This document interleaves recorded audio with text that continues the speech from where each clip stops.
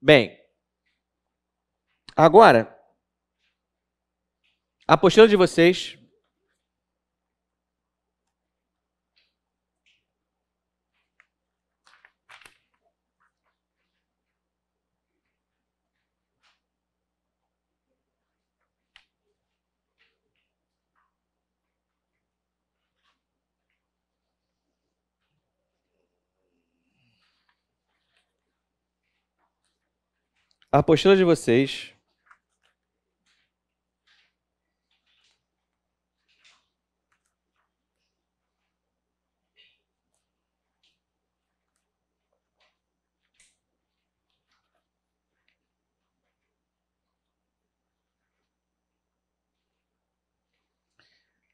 questão número 23, página 29.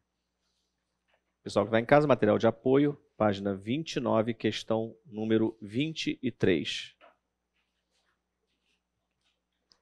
Página 29, questão número 23. Todo mundo achou, gente? Eu vou dar um exemplo. Essa questão é do ano de 2023. Recente. Atual. E a banca perguntou para os candidatos o seguinte: o eletrocardiograma é um registro gráfico da atividade elétrica do coração. Sobre as alterações básicas desse exame, avalie as assertivas e assinale a alternativa correta. Número 1. Nas taquicardias supraventriculares, o complexo QRS é estreito e semelhante ao QRS observado no ritmo sinusal normal. 2. Na taquicardia atrial, observa-se presença de onda P com morfologia diferente do ritmo sinusal e complexo QRS regulares ou não. 3. A linha de base com aspecto serrilhado é característica do flutter atrial. E 4. Na fibrilação atrial, observa-se a ausência da onda T devido aos múltiplos focos elétricos em ambos os átrios. Aí, letra A, apenas a 4 está incorreta. Letra B, apenas 1 e 2 estão corretas. Letra C, apenas a 2 está incorreta. E D, todas estão corretas. Se você não sabe e não tem a base de eletrocardiograma, essa questão é a visão do inferno. Ok? Se você tem uma base, dá até para se sair. Aí, tu chega lá embaixo, na questão 25.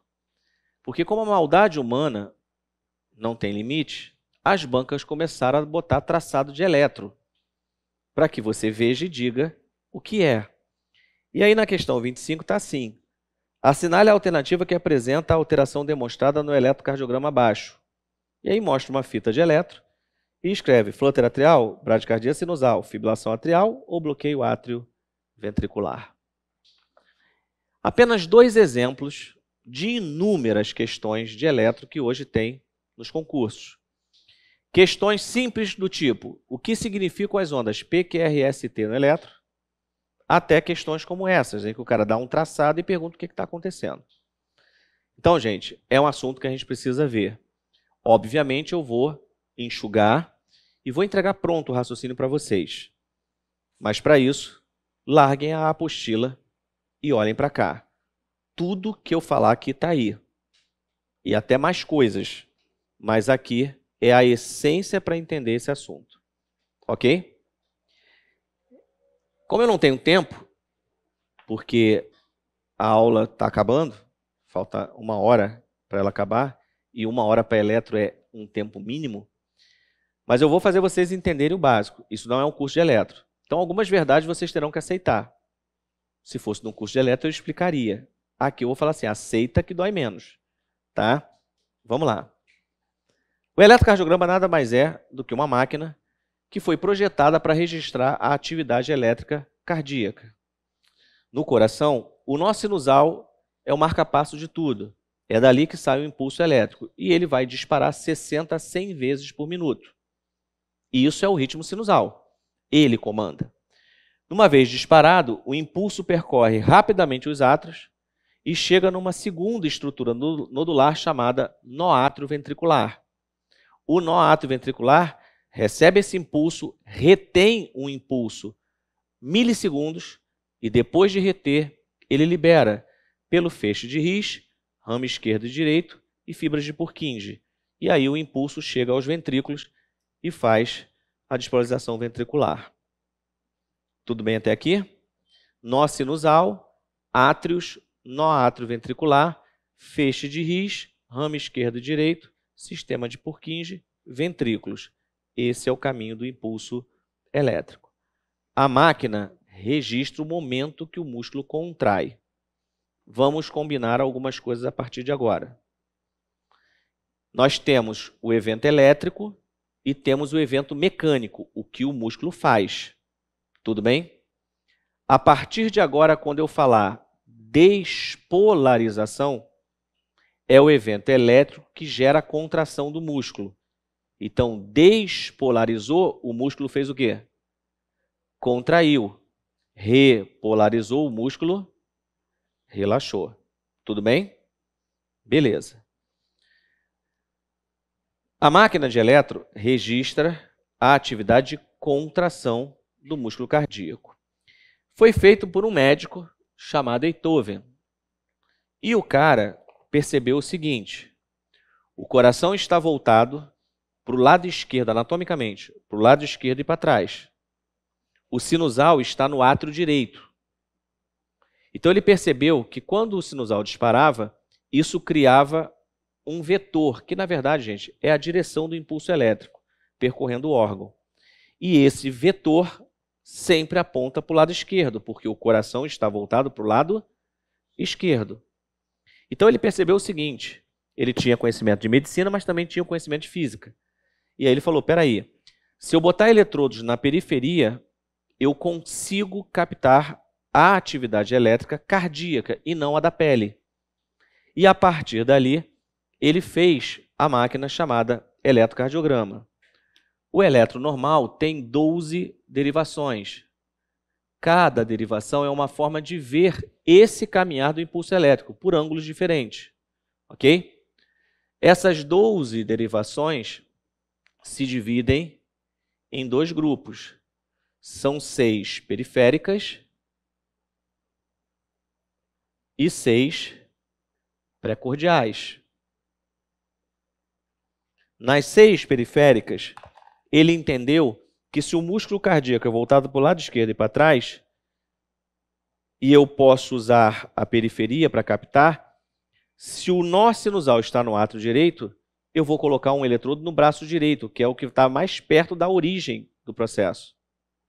Como o músculo está voltado para o lado esquerdo, eu posso usar o braço esquerdo e eu vou ver esse impulso passando. E eu posso usar a perna esquerda porque está vendo o impulso vir para ela. E aí ele criou o famoso triângulo de Einthoven. Não riam, eu só sei desenhar coração assim.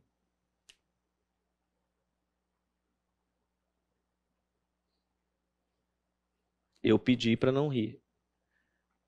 Braço direito, braço esquerdo, perna esquerda.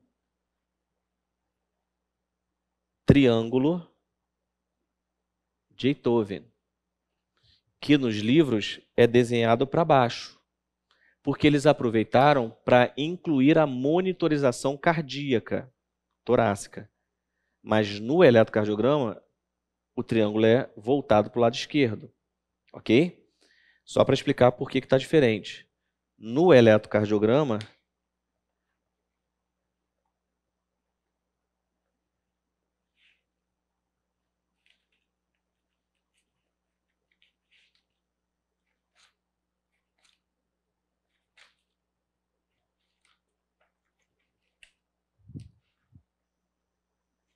ele é assim, ó. Esse é o triângulo de Einthoven. O coração está aqui dentro. E você tem o braço direito, o braço esquerdo e a perna esquerda. Preste atenção agora. São 6 derivações o quê? Periféricas. Qual foi a genialidade? Eu tenho um eletrodo no braço direito. Eu tenho um eletrodo no braço esquerdo. E eu tenho um eletrodo na perna esquerda. Valdemir, e a perna direita? É o fio terra do sistema.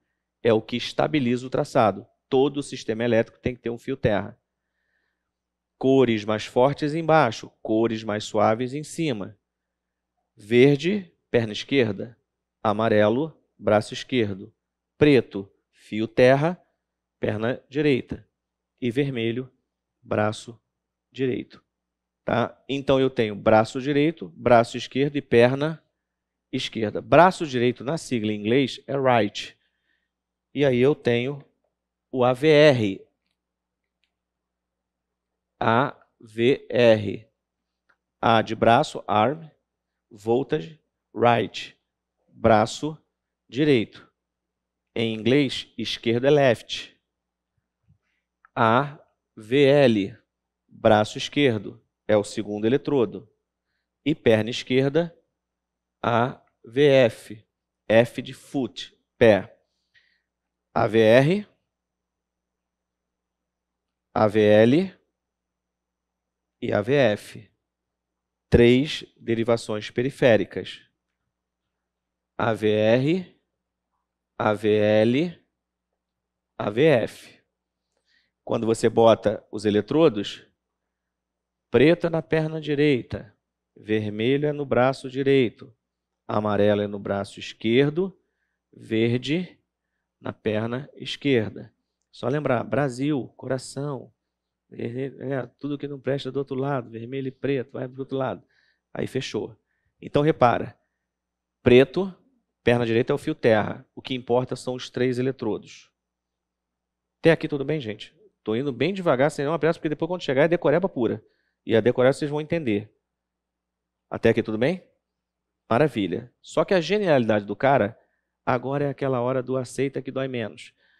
O cara falou o seguinte, olha, em qualquer circuito elétrico, se você tem 2 eletrodos ativos, a diferença de potencial elétrico entre eles me gera uma terceira imagem. Resumindo, de 3 eletrodos, ele consegue 6 imagens. E aí, a diferença entre o braço direito e a perna esquerda, ele chamou de D1. A diferença entre o braço direito e a perna esquerda, ele chamou de D2. E a diferença do braço esquerdo para a perna esquerda, ele chamou de D3. E a genialidade foi exatamente o fato de, com 3 eletrodos, ele conseguiu 6 imagens. D1, D2 e D3. Na eletrocardiografia, esses aqui são unipolares, porque é o eletrodo isolado. E esses aqui são bipolares, porque são 2 eletrodos. Então, a dança do elétron fica mais ou menos assim. AVR, AVL, AVF. D1, D2, D3. Isso vocês só veem aqui, no W Cursos. Tá? AVR, AVL, AVF, D1, D2, D3. Tudo bem?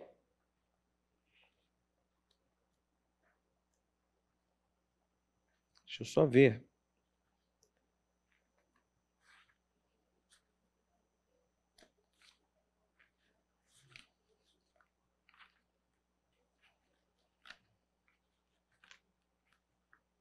Teve uma questão, não botei na apostila porque começou a ficar mais antiga. Teve uma questão de prova que a banca escreveu assim. O paciente foi fazer um eletrocardiograma e o eletrodo representa a seguinte área. E ele fez isso aqui, ó.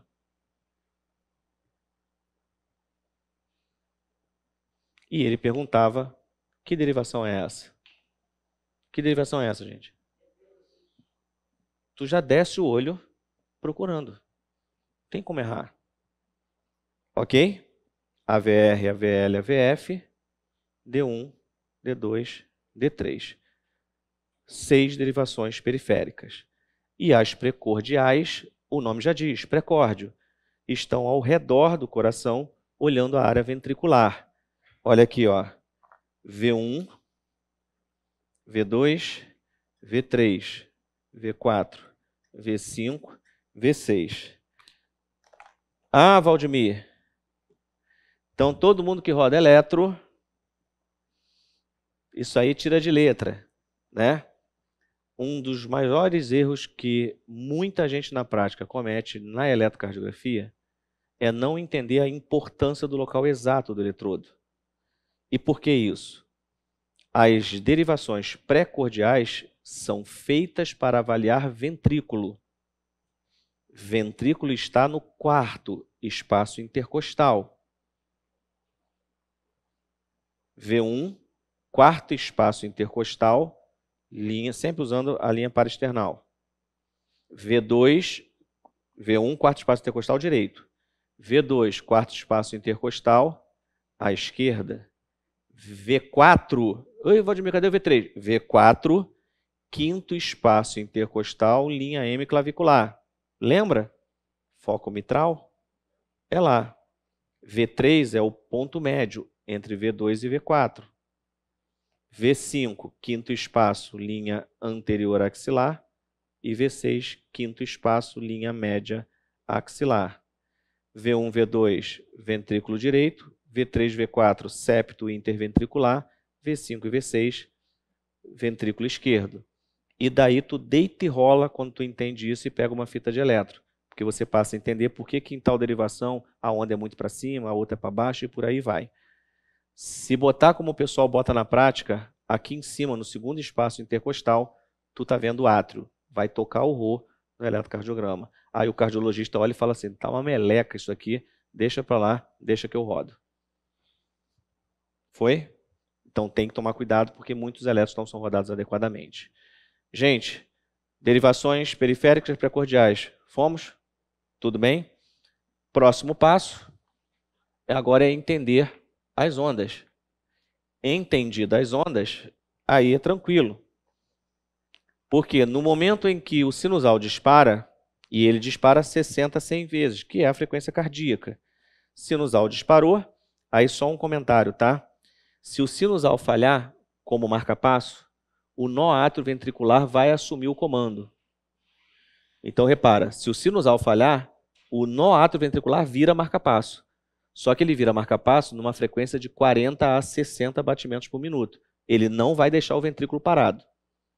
Se o nó atrioventricular falhar, uma célula dos ventrículos assume o comando, numa frequência de 30 a 40 por minuto.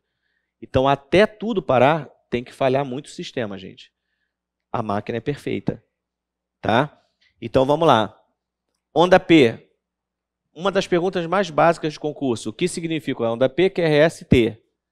A máquina registra a contração do músculo. Então, a onda P representa a despolarização atrial. Lembra? Despolarizou o músculo, contraiu. Despolarização atrial, onda P. Logo depois, o impulso sofre um retardo no nó atrioventricular, passa pelo feixe de His e observa que tem uma linha reta, tá vendo? Porque nada está acontecendo. Feixe de His, ramo direito, ramo esquerdo, por Purkinje, atingiu os ventrículos, o ventrículo contrai. Como é uma massa muscular violenta, não faz uma, e sim 3 ondas. QRS é a despolarização ventricular. E a massa muscular é tão grande que quando ela relaxa, a máquina interpreta como uma nova contração e registra uma nova onda. Só que aí é a onda de relaxamento dos ventrículos, que é a onda T. Então, repara, onda P, despolarização atrial. QRS, despolarização ventricular. E a onda T, repolarização ventricular. Ok? No meio do caminho, nós temos alguns intervalos importantes. Por exemplo, falamos do intervalo ST, segmento ST, aqui, ó, no infarto, não foi? Mas eu tenho aqui um intervalo importante, que é o chamado intervalo PR. Olha o nome, intervalo PR. Mas observa que aqui é o complexo QRS. Porra, por que eles botaram o nome de PR se o complexo é QRS? Lembra que eu falei que na prática o QRS não tem onda Q? Então tu vai sempre medir do início da onda P até o início da onda R. É intervalo PR, gente. É porque no desenho literário o cara bota a onda Q. Tá? Mas na prática é o intervalo PR. Por que isso aqui é importante? Presta atenção no caminho. Onda P ela só acontece porque o sinusal disparou. Então, quando eu estou medindo aqui do início da onda P, eu estou medindo a distância que o impulso elétrico percorreu. Sinusal disparou, átrio contrai. Está aqui, onda P. Nó átrio ventricular, feixe de Rie, sistema de Purkinje, atingiu os ventrículos. O que o intervalo PR me mostra? O tempo total que o impulso elétrico levou, desde que saiu do sinusal até alcançar aos ventrículos. E isso vai ter uma importância num determinado grupo de arritmias, e quando chegar a hora eu vou explicar para vocês. Mas é só entender que o intervalo PR é o tempo de condução elétrica desde que saiu do sinusal até chegar aos ventrículos. E isso é um tempo pré-determinado. O intervalo PR normal é de 0,12 a 0,20 segundos. Cuidado, eu não estou falando 12 segundos. Eu estou falando 0. Gente, essa primeira figura que eu mostrei aqui dá um exemplo de quanto rápido é essa transmissão. A vista de vocês não consegue acompanhar o processo, porque é muito rápido. E olha que isso aqui é um tempo maior do que o que é o normal. É muito rápido. 0,12 segundos não dá nem para piscar. Já foi. Tá?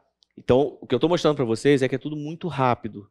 Por isso que é de 60 a 100 vezes em 1 minuto. Tudo bem? Bem, o que nós falamos aqui?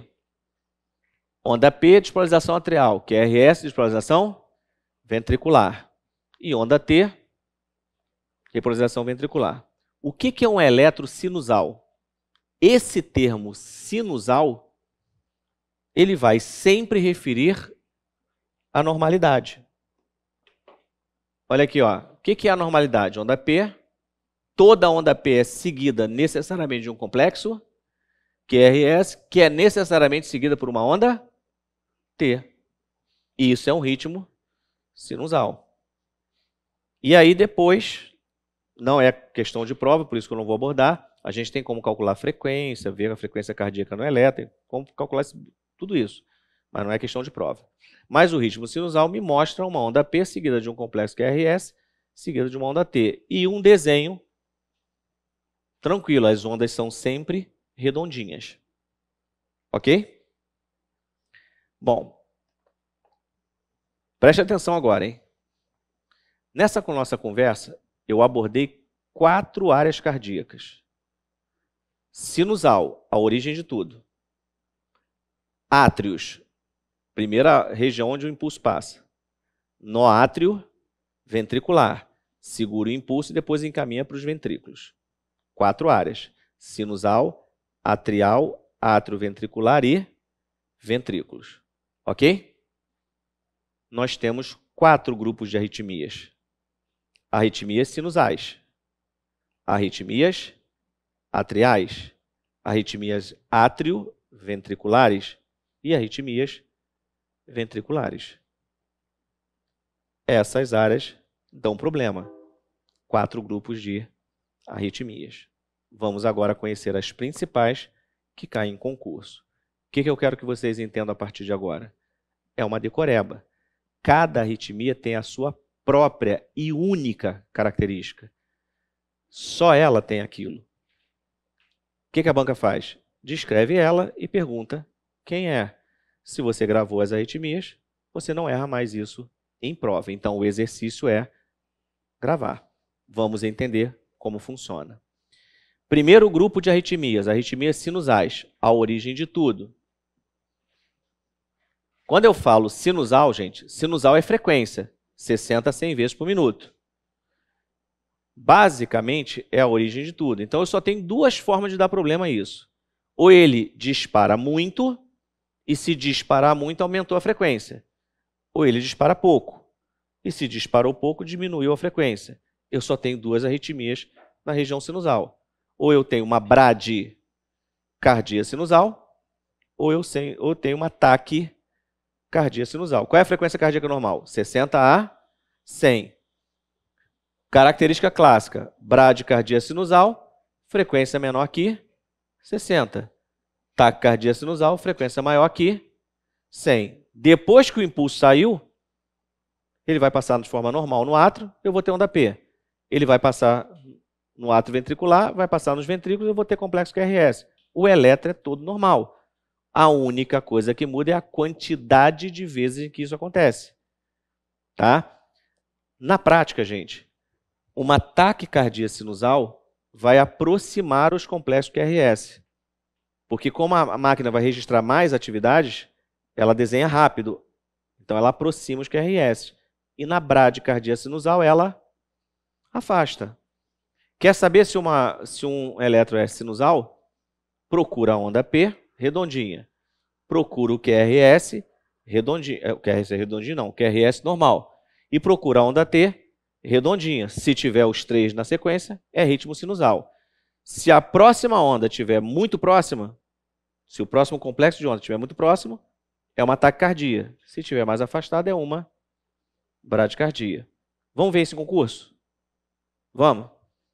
Página 29.